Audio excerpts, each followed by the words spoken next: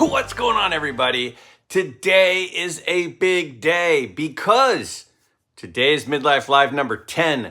Tonight, 9 p.m. Eastern, 6 p.m. Pacific, we are going to be off and rolling with the crew. We've got Mike Petty, we've got Darren, Return to Collecting, and we've got Tony, Southern Collector 14. You're not going to want to miss this. This is number 10, and to make it extra special, I have a couple of giveaways. One of those giveaways is courtesy of our friends at Card Ladder. We're going to be giving away a 1-year subscription to Card Ladder. That's like a $200 item. We're giving that away. What do you have to do? You have to be one of the 50 most active people in the live chat. So after the stream ends tonight, what will happen is I will pull the numbers and it will tell me who are the 50 most active people in the chat room. And those 50 people will go into the drawing for my 2 prizes. Again, the grand prize is the Card Ladder 1-year subscription. But also, I will be giving away a custom Roberto Clemente card, which is in the theme of the 52 Wheaties that my good pal, Scott, my best friend, Scott, over at Reindeer Studios made and was commissioned by Theo, Clemente Collector. And Theo is donating that for our stream tonight to make it extra special. So again, the way to be entered into the drawing is you've got to be there tonight. You've got to be active in the chat. It's going to be fun. It's going to be really fun. We have a good agenda of topics tonight, including what we're going to talk about right here. My question for you last week is, you know, some of us identify as iconic card collectors. Some people are drawn to rarer cards. Some people like, there's a whole variety. There's eye appeal collectors, there's set collectors. And so I just kind of said, where do you fall? Are you a nostalgia collector, a rare card collector, or an iconic card collector? Kind of where do you identify yourself in your collecting? And we're going to talk about that here in a minute. And we're going to read off a ton of responses from all of you. Now, a couple other things before we get going with that. I want to remind you that my deadline was yesterday. Yesterday was the deadline for the midlife show and tell. Remember, once a month, I say take a recent pickup, submit it to the midlife show and tell, and I'll put it as part of one of my favorite episodes of the month, the show and tell slideshow video. That will be coming out at the end of the month. Don't tell anyone. But I'm extending it until the end of the live stream tonight. Okay, but don't tell anybody. So if you haven't turned in your show and tell pickup for the Midlife Community Show and Tell, it will end. I will close submissions after tonight's live stream. So you still have a little bit of time. I extended it one day only because I don't feel like I gave enough reminders this past time. So there's that. Now, another thing I wanted to throw out there was I had a couple of gifts come my way recently, some really cool items, and I wanted to show some of them. So there was a card show, a local card show the other day, which I couldn't attend because I was checking out this epic collection, part 2 of the visit of this amazing collection. Again, that video is coming in the not too distant future. But I didn't get to go to the show, and a couple of people brought things for me, and they gave them to my dad. So first, my buddies Mark and my buddy Rocky of Red Bluff, up from Northern North California, the Redding and Red Bluff area. You guys, thank you so much for the gifts. Tracking my dad down, sending those my way, super nice. Also, my buddy Brent of Brent Richards and Baseball Cards, great guy, one of the nicest, most thoughtful guys in the hobby community. He sent me this care pack the other day, some of which I'll show you right now. Look at this beautiful Clemens card. Oh, I love that. And I'm just now starting to think, I think I'm going to start getting into some of these Clemens refractors. He sent me these Donruss. Look at this. There's a Greg Nettles and there's a Mike Miller. If you didn't know, Coach, my dad, his real name is Mike Miller, Greg Nettles. He sent me those. Super thoughtful. Look at this. So he sent this Sports Flicks Dave Winfield card, and you see that image right there? He also sent me that matching image. I don't know where he got that, with a Brent Richards slab. So look at that. That is very cool. And the thing I'm probably most excited about that he sent were these. They were 1966. He said 1966 Sporting News. Check this out. Jack Fleck, Ken Venturi, longtime announcer, commenter, player. Ben Hogan. Look at that. Look at this beautiful, awesome Jack Nicklaus card. I am thrilled to add those to my golf card collection. By the way, I bought a fairly important vintage golf, pre-war golf card recently, which I will be showing very soon. So, a lot going on. Thank you to Mark, Rocky, and my good friend Brent. All right, to your comments right now, let's take a look at how you all responded. And there was an overwhelming majority of people and where they identified themselves between those three categories. Let's take a look at the most popular answer right here. Some people said it's all about the nostalgia. This first one says, nostalgic. Recently, I've been seeing that classic 1990 Pro Set Santa card, and it takes me back to when I was 10 to 11 years old. I'd really like to pick up a copy. It's such a fun card. Same goes for the good old Billy Ripken FF Error card. These cards really take me back to a simpler time. Back when all I had to worry about was if the bus was going to drop me off before Darkwing Duck would start. That feeling is a lot more rare and valuable than a rare or iconic card. Are these cards iconic too? What do you think, Greg? I certainly don't think they are rare. After a nice comment about the previous week's question, this one says, to answer this week's question, rare versus iconic versus nostalgic, of the three, I choose nostalgic. I would love to own cards that are rare and or iconic, but those are usually too expensive for me. I chose nostalgic because those remind me of my younger days and allow me to relive some of that time. Life was so much simpler in those days. This next one says, nostalgic. A card or item being rare or iconic can sometimes be interesting, but I collect to remember the people or characters I loved to watch. Having items of theirs is a reflection of my identity. It is a way to elevate my heroes through these mini pictures of their journeys. I love hanging them on my walls to remember and celebrate them. This is why I have a hard time buying really old cards and paying a lot for them. I never saw any of those guys play. Sometimes iconic is stimulating, but usually only if I have a connection to the player or item.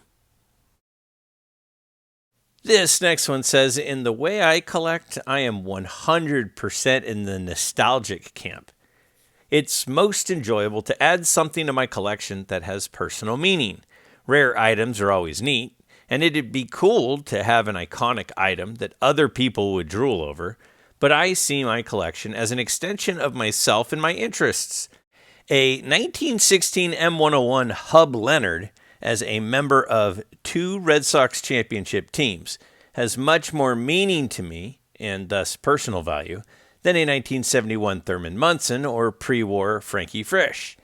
There is a place in my collection for all of those, but if I had to pick one to put my money towards, it's one that matches with my interests and collecting projects.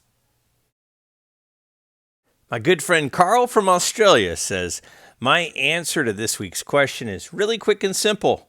For me, it is all about nostalgia. Don't get me wrong, I love modern baseball, but my collecting is all about memories. I was genuinely surprised by these answers. I was surprised that without a doubt, there were 3 times as many people that responded nostalgic than they did iconic or rare. That really surprised me.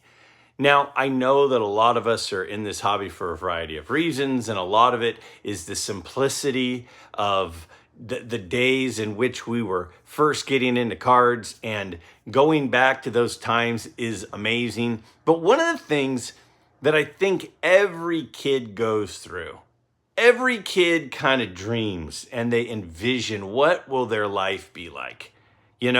Oh, someday I'll have this kind of house and this kind of job.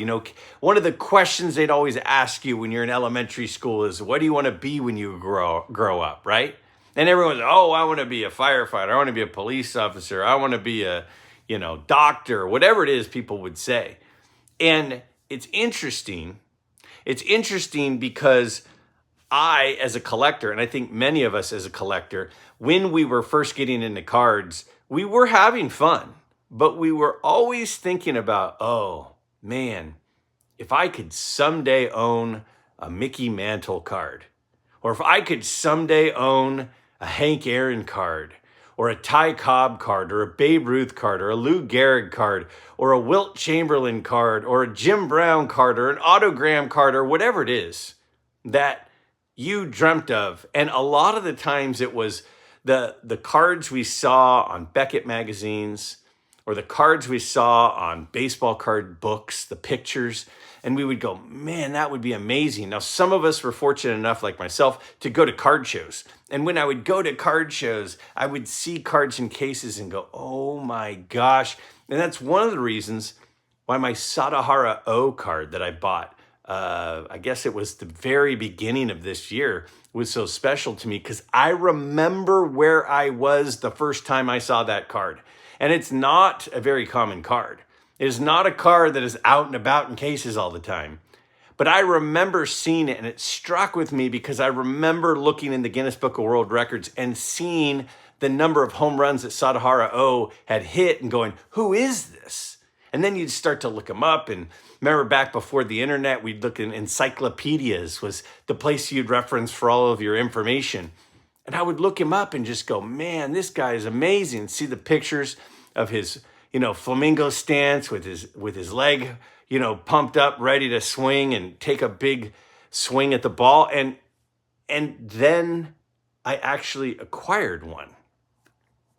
I never saw Sadahara O play. Never. I never grew up watching TV and seeing Sadahara O games. I didn't go to card shops. I didn't look in the Beckett and see Sadahara O cards. But I remember hearing about him, and then I remember seeing that card. And when I saw that card, it was like amazing that this person you've heard about, and then there is a card in front of you of that person. And I remember thinking, that would be amazing to someday own that card. So though I don't have the nostalgia of watching him play, though I don't have the nostalgia of seeing his card at shows and collecting his cards growing up, I have the nostalgia of remembering the moment that I found the card and saw the card and was able to connect reading about him and seeing the first one of his baseball cards, one of his rookie cards. That was special, and that pickup is special. And so though some people might call that a rare card because the population on it in PSA and SGC is well under 100, well under 50, well under probably 25. I'd have to look at what it is now. A lot of people would consider that a rare card. A lot of people would consider that an iconic card. I don't know if most people would, though, because most people maybe haven't even seen that card.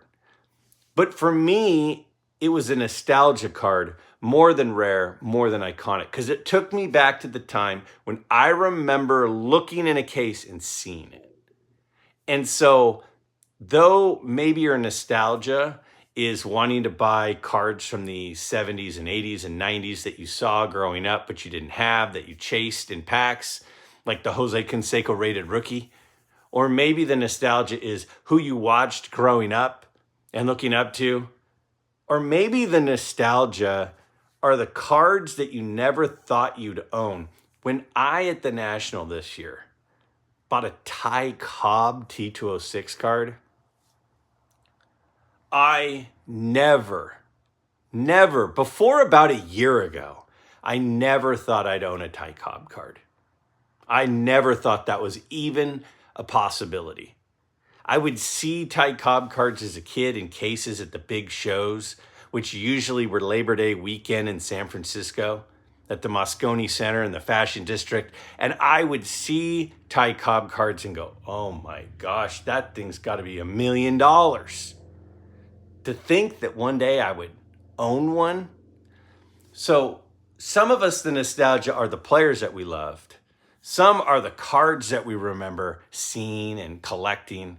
And sometimes it's the nostalgia of the card that you thought was so far out of reach. It's like when you grow up and you look up and you see the moon up there, and then Neil Armstrong ends up walking on it. Can you imagine what that must have been insane? Everybody has seen the moon. But to actually touch it, when that seemed impossible as a kid, well, it seemed impossible as a kid to own a Ty Cobb card. It seemed impossible to own a Sadahara O rookie card. That seemed impossible. And to me, those pickups are nostalgia pickups, more than their iconic pickups and more than their rare pickups. You know, rare, nostalgic, iconic. To me, those pickups were nostalgia. Nostalgia at its core. Some people said it's all about getting rare cards. My good friend Tony of Southern Collector 14 says, great video and thoughts from Midlife Nation. Fanatics better start caring about the kids, or the hobby will eventually die. Next week's question is a tough one because my collection is filled with all three. I guess I would go with rare. The only reason I chose that is that I love the signed cards. They are definitely rarer than unsigned. That's part of the chase. They are also mostly iconic and fill a nostalgia role in my PC too. My good friend Don says, interesting question for next week. I prefer rare. It's not only about the hunt, but also educating yourself about the hobby. I've heard you talk about rare versus scarce versus common cards. I've always used the 100 rule. If there is less than 100 known to exist, that's rare. If that's the case, on average, that means only 2 exist in each state of the union. I have shown a number of cards to major dealers that have told me that they have never seen that card, or they have never seen or noticed a particular variation of that card. As a set builder, if you're building a set, you may need an iconic card to fill the set.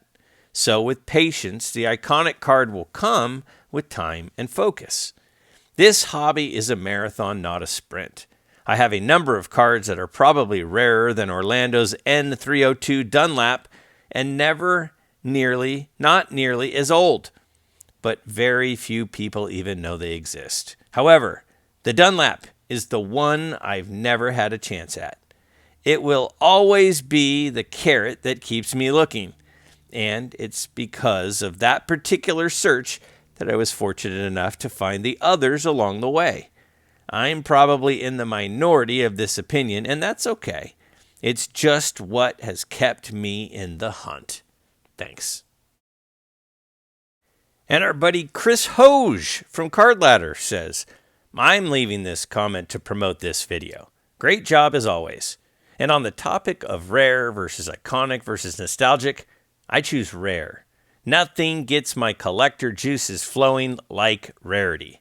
I love print run rarity. The fewer copies, the better. And I also love chronological rarity. The earlier manufactured, the better. But that's no knock on iconicity or nostalgia. The holy trinity is if a card has all three.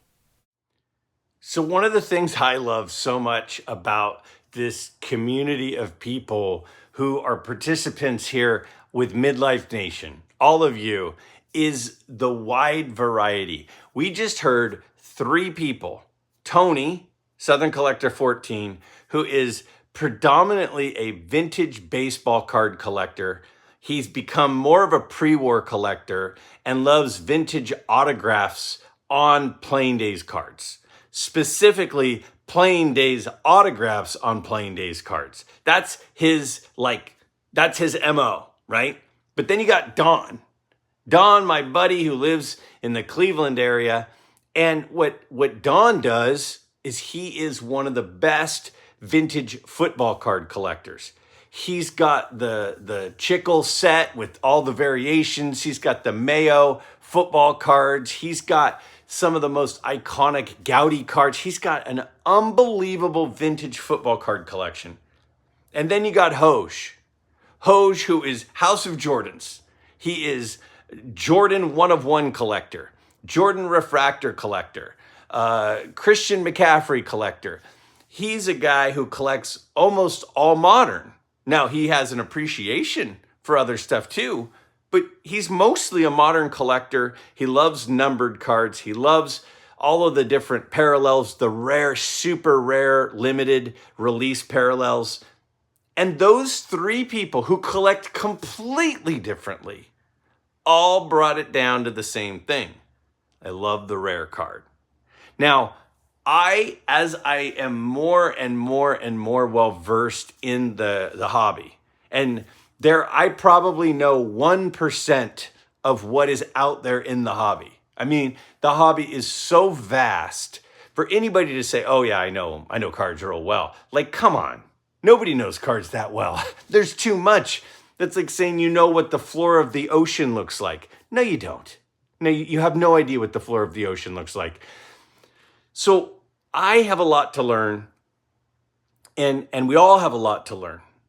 But we have 3 different collectors that are saying rare is their thing.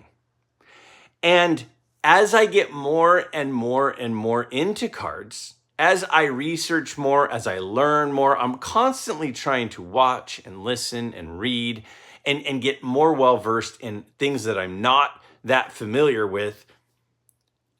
I start to be more and more intrigued by the things you don't see that often. A lot of people love iconic cards. A lot of people love a 1960 Carl Yastrzemski, which I have one. A lot of people love that card. It's a great card. He's a great player. You know, he did have to play for the Red Sox, but that's not his fault. But the point that I'm trying to make is most local card shows, you'd be able to find Yastrzemski rookie. If you went on eBay right now and you typed in Carl Yastrzemski 1960 Topps, you would have many copies to choose from in a wide variety of grades. That does not require a ton of hunting. It's a great card. And an iconic card collector would say, I remember seeing that card as a kid. I remember watching him play through his career. I want to have his rookie card, even though it was actually before he started playing, but that's a whole different thing. But the point I'm trying to make is this, that as some people get kind of used to seeing the same sorts of cards over and over, what people tend to pivot to are rarer stuff, things that are less commonly found, things that you have to really hunt for or know a guy who knows a guy who knows a guy, and that would be the way to acquire it.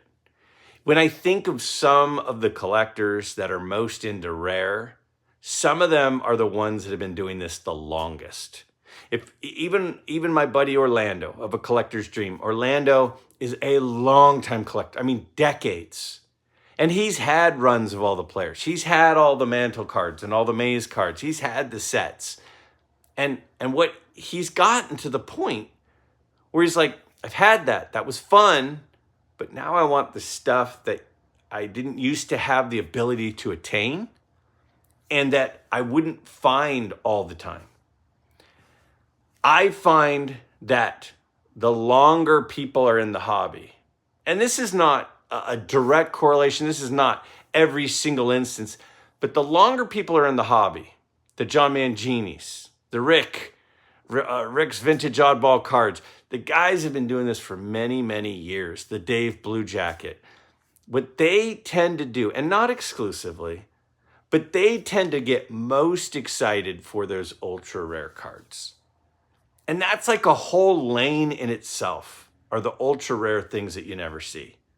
Now, does that mean that we should all stop what we're doing and go after rare cards? Absolutely not. Should we all go become iconic card collectors because those are the iconic cards, those are the ones that everybody knows and remembers? Absolutely not.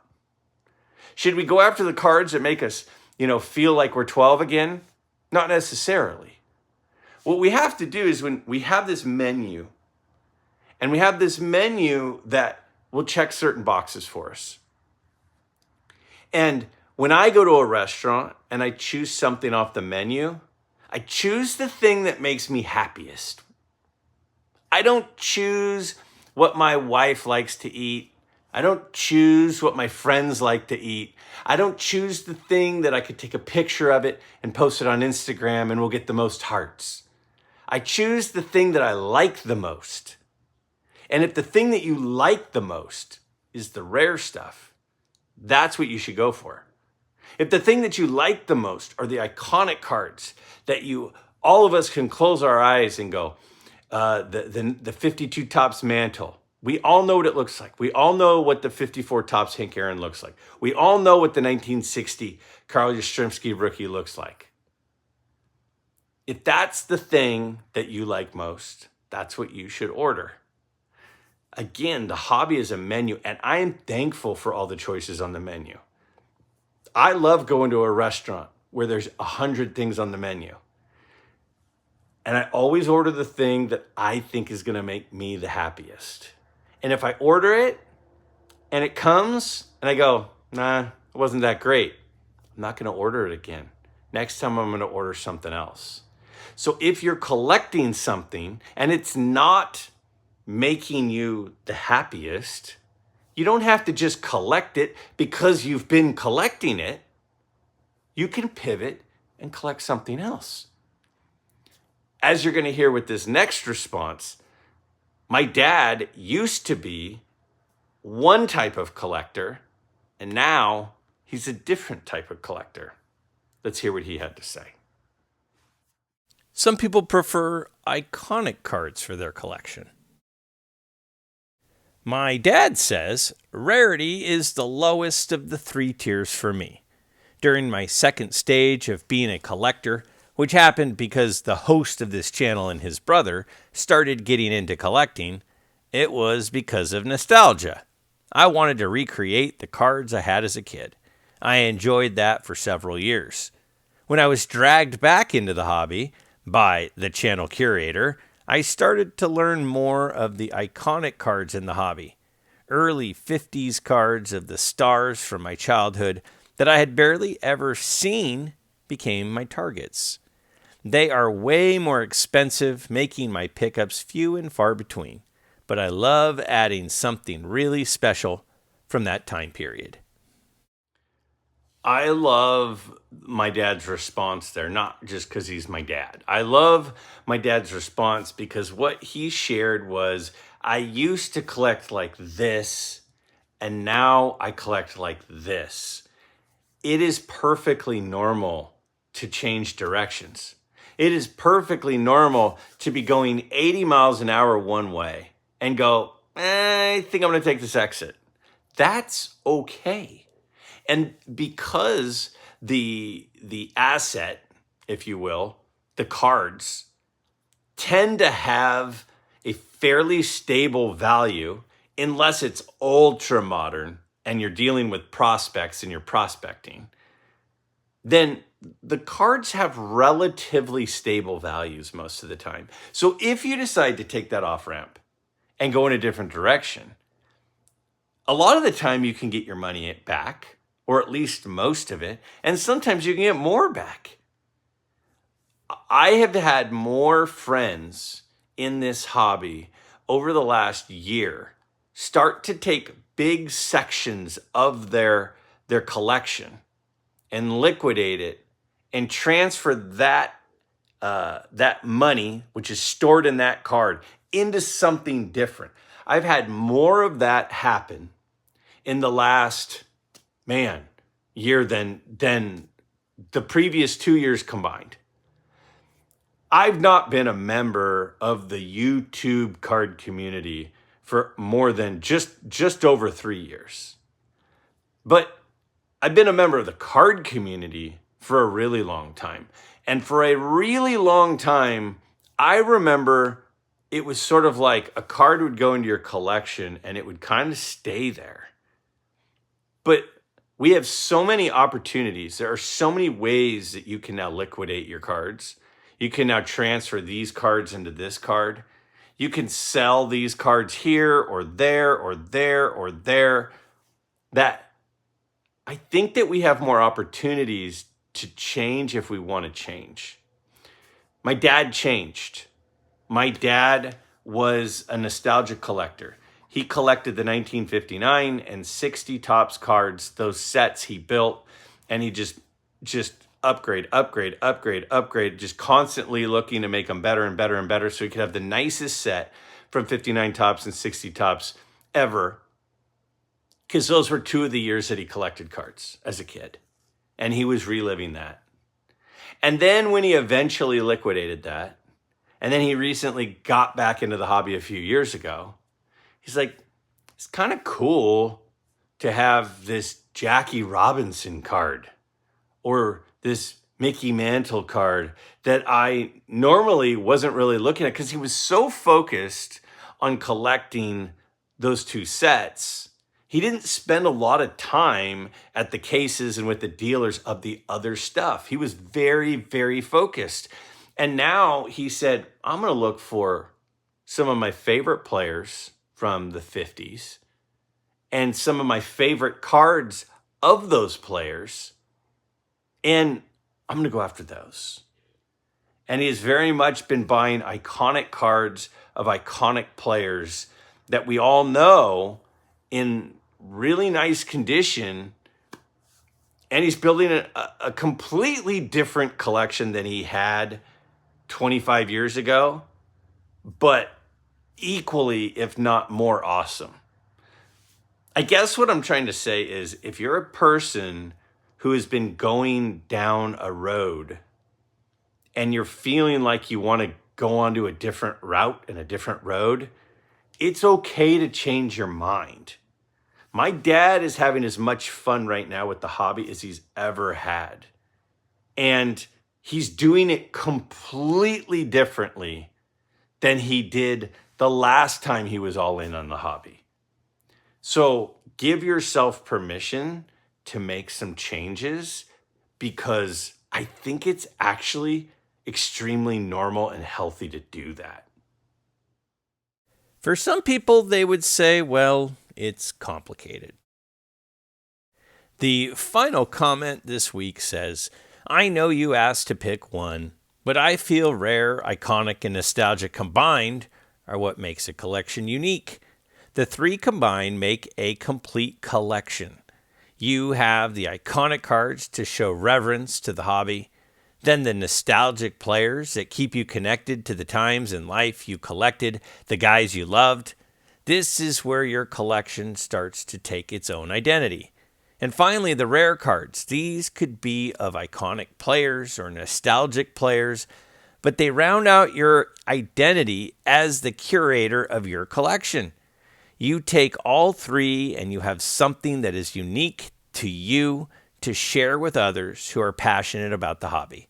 I love seeing what other people have. It is an amazing journey we all share with each other. This is really well said, and I think that a lot of you out there were going, well, Greg, it's all of them. It's not just one of them. Well, I think, of course, it's all of them. Of course, what he just said there is absolutely right. We want it to check many boxes. Chris Hoge earlier said, the Holy Trinity is the card that does all 3. It's rare, it's nostalgic, and it's iconic. That is the perfect card. There was just a massive sale of a 86 Michael Jordan rookie card in a 10 with a 10 auto. It was a massive sale. It was like a couple $1,000,000.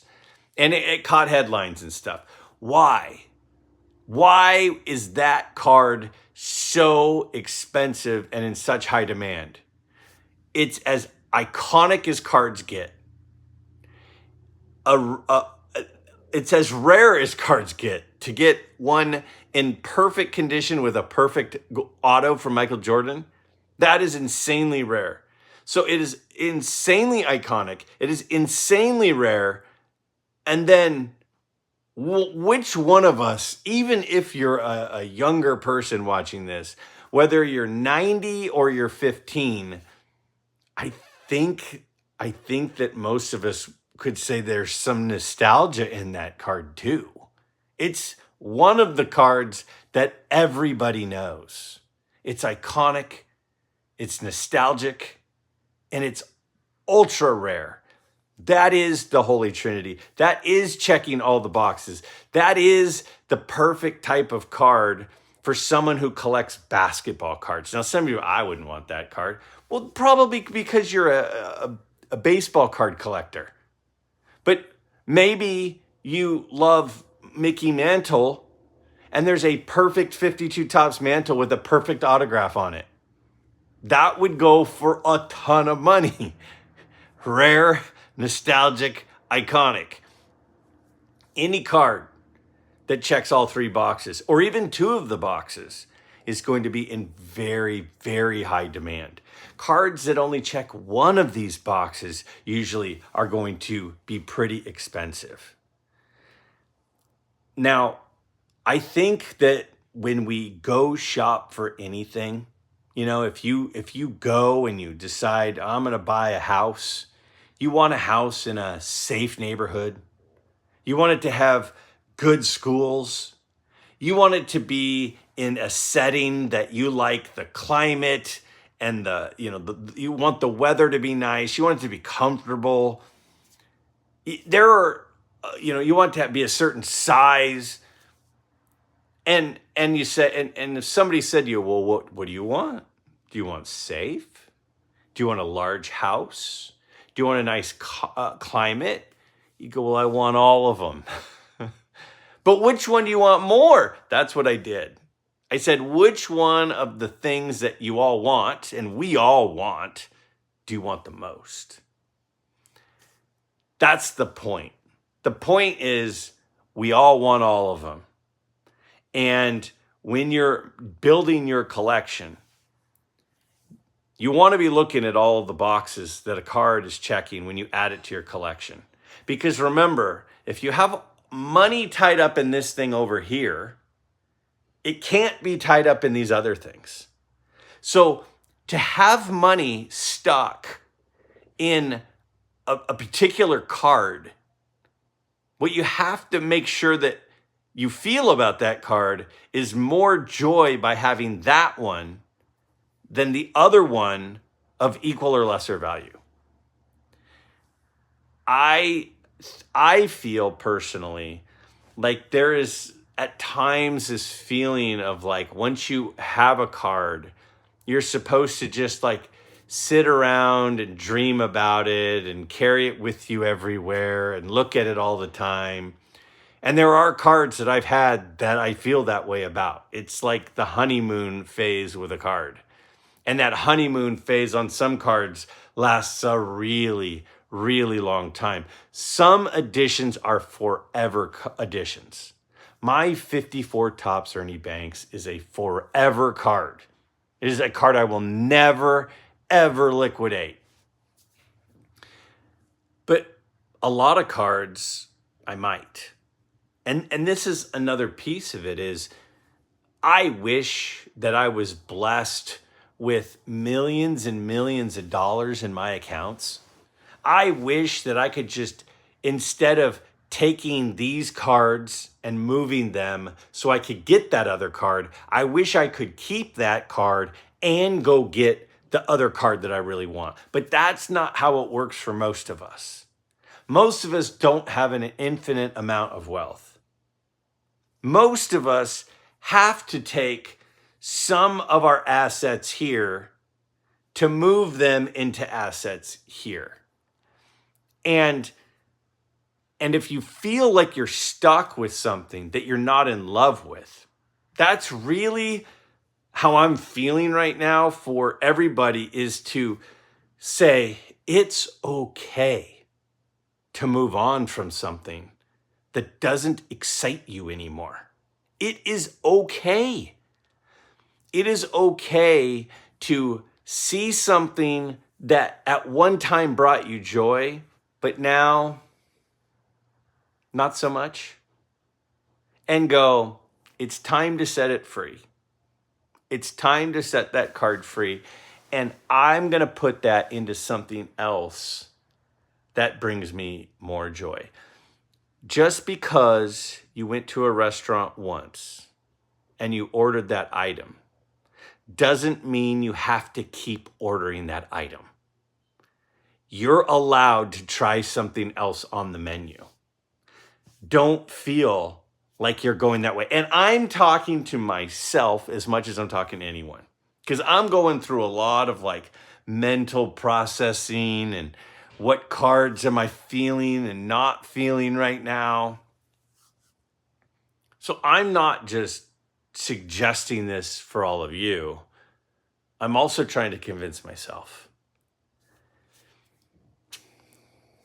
This was a fun topic for me, and we're going to talk more about this tonight on the live stream. So again, 9 p.m. Eastern, 6 p.m. Pacific, tonight, Monday night, we are going to be doing Midlife Live 10 with Mike Petty, with Tony, Southern Collector 14, and Darren, Return to Collecting. I really hope that you join us. But before we go, my question for all of you for next week. We've talked a lot about, over the 3 years of the channel. And I've been doing these questions to all of you for a couple of years on the channel now. I've asked a lot of questions, who's the most underrated? What card do you think will go up the most? What player is unappreciated or underappreciated that is going to start being more appreciated? Because value is really a direct result of demand. And demand is really a result of who is appreciated and who isn't appreciated. So my question for this week is, what is the most overappreciated thing in the hobby? It might be a sport. It might be a set. It might be a card. It might be a player, an athlete. It might be a whole segment. It might be a brand. What's the most overappreciated and overrated and overvalued thing in the entire hobby of cards? We've talked around this topic a little bit at times, but as we're always changing our thoughts, we're exposed to new things, I think some things are worthy of revisiting. And I'm curious to hear from you all. What's the most overrated thing in the entire hobby?